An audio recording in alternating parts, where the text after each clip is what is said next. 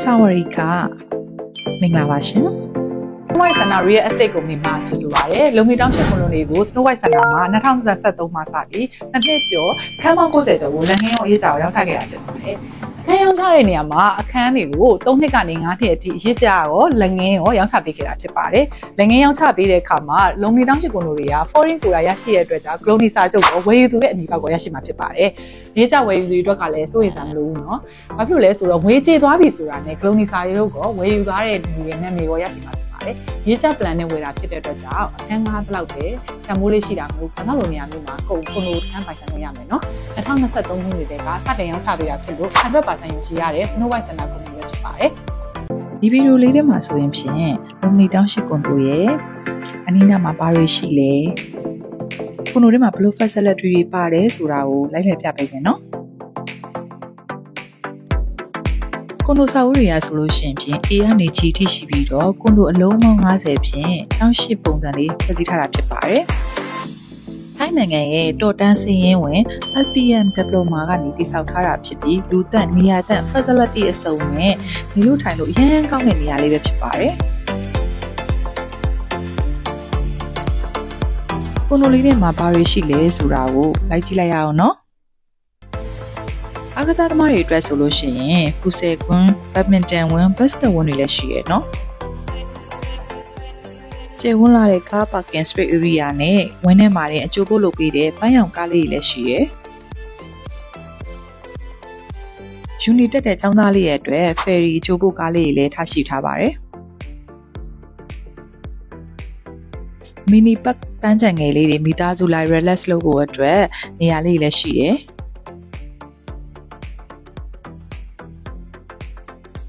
နောက်တစ်ခုကကလေးငယ်လေးအတွက် playground area လေးလည်းရှိရနော်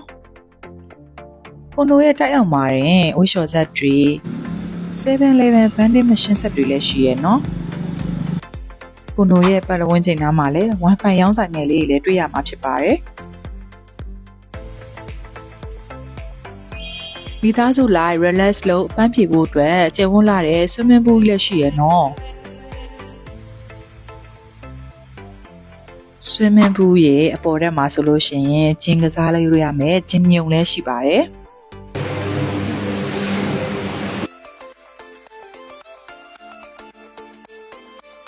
နောက်တစ်ခုက co-working space area ပေါ့နော်အဲ့ဒီမှာဆိုလို့ရှိရင် free wifi free aircon နဲ့အတွက်ကြောင့် AC အနားယူပြီးစားလို့မလား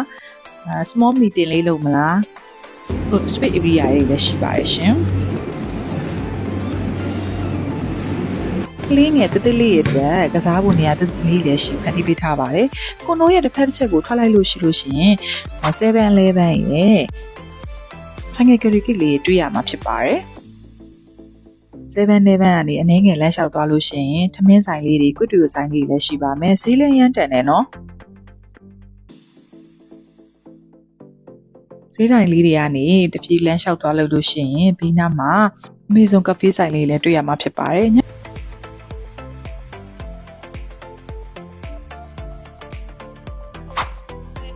နောက်ပဲရောက်လို့ရှိရင်လုံမီတောင်းရှယ်အရင်လှနေရောပဲနိုင်မကတ်ကလေးတွေနဲ့လေစီကားနေရပေါ့နော်ကွန်ဒိုရဲ့ထိတ်မာနေမဲ့ Lotus to 7-Eleven ဆိုင်လေးလည်းရှိပါတယ်ကွန်ဒိုရဲ့ထိတ်ကနေနည်းနည်းလေးလမ်းလျှောက်သွားလိုက်လို့ရှိရင်နိုင်မကတ်ကလေးလည်းရှိရဲ့နော်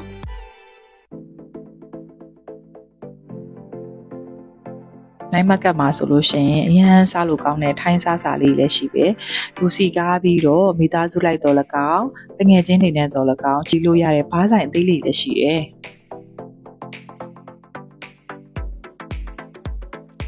ိတ်မာနေမဲ့ Amazon Cafe တစ်ဆိုင်ရှိပြီးတော့ငွေထုတ်ရလွယ်ကူအောင် ATM ဆက်လေးလည်းထားရှိထားပါတယ်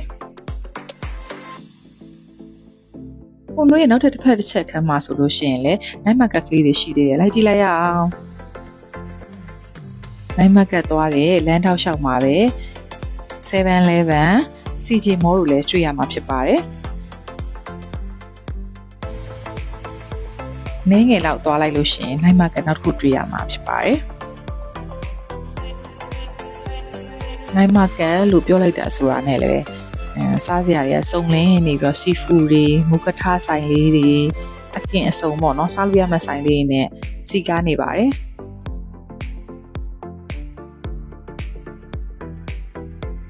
ကိုနိုရဲ့10မိနစ်လောက်ကွာဝေးမှာဆိုလို့ရှိရင်ဖြင့် brand ဆောင်ရှိပြီး shopping ထွက်လို့ကောင်းတဲ့ future pack လေးလည်းရှိပါတယ်နောက်ထပ်15မိနစ်လောက်သွားလို့ရှိရင် Domon International Airport နဲ့ရောက်ပါမယ်နောက်ထပ်10မိနစ်လောက်ထပ်ပြီးတော့ကွာလို့ရှိရင် Paulo Hospital လည်းရှိပါတယ်ကိုနိုခန်းလေးတွေကိုလိုက်ပြပေးမယ်နော်အခုပြပေးမယ့်ခန်းလေးကတော့52 square meter ခန်းလေးပဲဖြစ်ပါတယ်ချက်ကြည့်လိုက်ရအောင်နော်52 square meter မှာပထမအဆုံးကကြတော့ဒီမှာပထမဝင်ချင်းညီမတို့ဒီမှာဟိုပါပေါ့နော် lunch တို့ dinner တို့စားလို့ရမယ်စပွဲလေးတစ်ဆက်စားပါမယ်ပေါ့နော်စပွဲဆိုလို့ရှိရင် quality ကောင်းကောင်းလေးထည့်ပေးထားပါတယ်နောက်ပြီးတော့ဘာပါမလဲဆိုတော့ kitchen room ဆိုတော့ kitchen room ကလည်းကြဲကြဲဝန်းနေပေါ့နော်နောက်ပြီးတော့ဟိုဟာရေခဲတက်တာ brand new ပေါ့တူရိုပါပါမယ်ပြီးသွားလို့ရှိရင်ဒီမှာ microwave ပါထည့်ပေးပါရရှင် microwave ကတော့ဒီမှာပြပြအပ်ပြီပေါ့နော် microwave တစ်စက်လုံးပါပါမယ်ပြီးတော့ရေချိုးခိုင်းနေတာရေချိုးခိုင်းနေတာဆိုလို့ရှိရင်လည်းကျေဝန်းနဲ့ရေချိုးခိုင်းနေတာပေါ့နော်ချင်းချင်းလေးဖြစ်မနေဘူးပြီးသွားလို့ရှိရင်ကျေဝန်းနဲ့runner လေးလည်းပါပါတယ်ဒီကောင်ကကျေဝန်းနဲ့ runner ဖြစ်တဲ့အတွက်ကြောင့်ဘာမလဲဆိုတော့ဟိုပေါ့နော်ဟိုနောက်ထပ်ခင်းနေပါဟင်းနေပါချက်တဲ့ခါမှာအနံ့သက်တွေအညှော်တွေပါဖြစ်နေဆိုပြင်မှာထွက်ချက်လို့လည်းရတယ်လို့ဟိုပြင်မှာဟိုပေါ့နော်အဝတ်လှမ်းလို့လည်းရတယ် runner ကျဲတဲ့အတွက်ကြောင့် runner ကျဲဝန်းကိုပို့ပြီးတော့အသုံးပြုလို့ရတယ်ပေါ့နော်အဲ့တော့မိသားစုတွေအခန်းနှစ်ခန်းနဲ့မိသားစုဥပမာဟိုကိုမိသားစုကလေးတွေပါလာမယ်ကိုပေါ့နော်ကိုဖွားတွေပါလာမယ်ဆိုမိသားစုနှစ်စုနေလို့ရပြီအခန်းနှစ်ခုပေါ့နော်ပြီးသွားတဲ့အခါမှာအပြင်မှာမိသားစုရဲ့ဟိုပေါ့နော် master bedroom တွေပြင်မှာကလည်း facility နဲ့အေးချာအေးစစ်စစ်နားယူရမယ်စစ်ဖာကုံလေးတွေရောနောက်ပြီးတော့ညီမတို့ခုံဒီစပွဲလေးတွေရောပြီးတော့ TV ပေါ့နော် TV လည်းထည့်ပေးထားတယ်နောက်ပြီးတော့ခုံ TV ခုံမှာခုံထည့်ပေးထားတယ်ရှင့်ပုံစိတ်ကြိုက်ပေါ့နော် ready to move အထုပ်ကလေးပေါ့နော်ကိုလိုချင်တဲ့ထုပ်လေးစေးဆွဲလာပြီးတော့နေရမှာပဲရှင်။ဒါတော့ master bedroom နော် master bedroom မှာ curtain ပါမယ်မှုရပါမယ်ကောင်းကောင်းကိုအကုန်လုံးခါရဲ ready to move တက်ပြီးတော့နေရတာ master bedroom လို့ပြထားပါတယ်နော်။အခုဒီလိုကလည်းပါပြီပါဒီလိုမှနေရကက်ပြီးလို့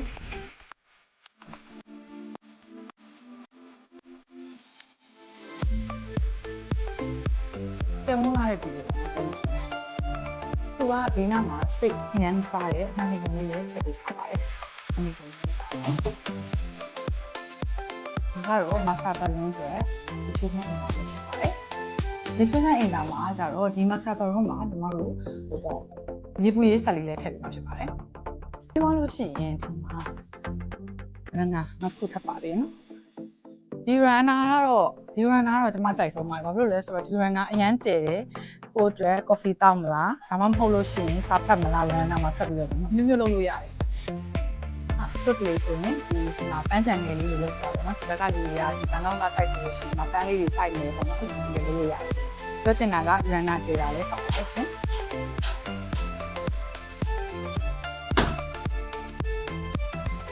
ဒါတော့ master bedroom ချမ်းကျယ်လေးကိုပြပေးရပါပါတယ်ဒီမှာ aircon လုံးပါမယ်နော်ပြီးလို့ရှိရင်နောက်တစ်ခန်းလိုက်ပြမယ်နော်နောက်တစ်ခန်းဆိုပေမဲ့အခန်းကအရန်မကျင်းနေတယ်အခန်းကမကျင်းနေတယ်သူကဟိုဘယ်လိုပြောမလဲအကုန် facility အစုံထည့်ပေးထားတာပေါ့နော်aircon ပါသေးတယ်ဒီခန်းပါလေနောက်ပြီးတော့ကတ်တင်မှုရခေါင်းနှလုံးစောင်းအကုန်ပါသေးတယ်နောက်တစ်ခုဗီဒီယိုကြီးလုံးလည်းထည့်ပေးထားသေးတယ်နေယူနော်ဗီဒီယိုကြီးရကြည့်လိုက်ဝါအဲ့ရောနောက်တစ်ခါမှလည်း facility ကတပင်းရမှုရရတယ်။ကောင်းအောင်ရဒီလိုရအဲ့ကွန်ရပါတယ်။သွားလို့ရှိရင်ဒီကွန်တို့50 square တူတာမိသားစုနှစ်စုနေချင်နေလို့ရတယ်လို့မိသားစုနေ9ယောက်6ယောက်အဲ့လိုထည့်နေလို့ရတယ်။မိသားစု9ယောက်6ယောက်မှာနေအေးရခေအေးရကလေးတွေပြောနေမလား။ပိုးဖွားတွေကိုခေါ်ပြီးတော့နေမလား။เนาะအဲ့လိုမျိုးလည်းနေလို့ရတယ်။ဒီမှာထားတာကြတော့အိတ်ခမ်း area လေးပုံစံမျိုးလုပ်လို့ရတယ်ပေါ့နော်အိတ်ခမ်းပေါ့နော်ဒီမှာခုံတွေပါမယ်စပွဲတွေပါမယ် TV တွေလည်းထည့်ပေးထားတယ်နောက်ပြီးတော့ TV ခုံမှာထည့်ပေးတာအဲ့လိုမျိုးတွေ facility တွေစုံအောင်ထည့်ပေးထားတဲ့ကြောင့်ဘာမှမလိုအပ်တော့ဘဲနဲ့ ready to move ထုတ်လေးဆွဲပြီးတော့ပြောင်းလာရုံနဲ့နော် ကိုနိုခန်းလေးတွေဝယ်ယူဖို့စိတ်ဝင်စားတယ်ဆိုရင်လက်ငင်းရောရေးကြပါလားရောင်းချပေးနေတာမို့ page chat box line number Viber number online number တို့ကိုဆက်သွယ်လိုက်ရအောင်နော်ခပ်ပုံခ